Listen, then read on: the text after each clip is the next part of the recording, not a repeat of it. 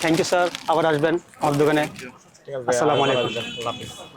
ইনশাআল্লাহ আসবেন কিন্তু আবার।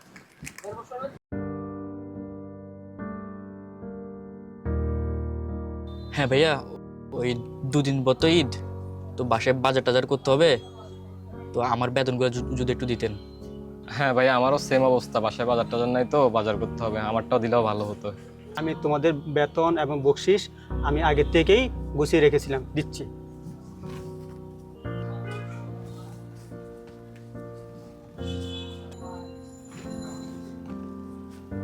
ধন্যবাদ স্যার।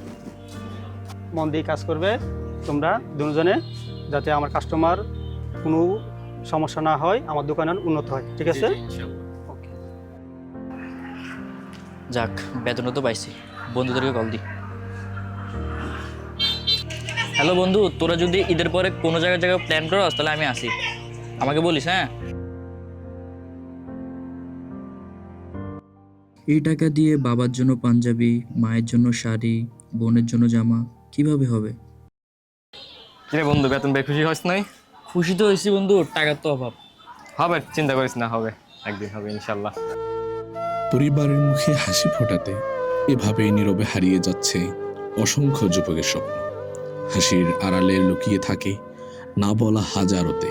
আসুন আমরা এসব লড়াকু যুবকদের দিকে একটু নজর দেই, তাদের কষ্ট বুঝি, পাশে দাঁড়াই এবং তাদের স্বপ্নগুলোকে বাঁচিয়ে রাখার জন্য চেষ্টা করি।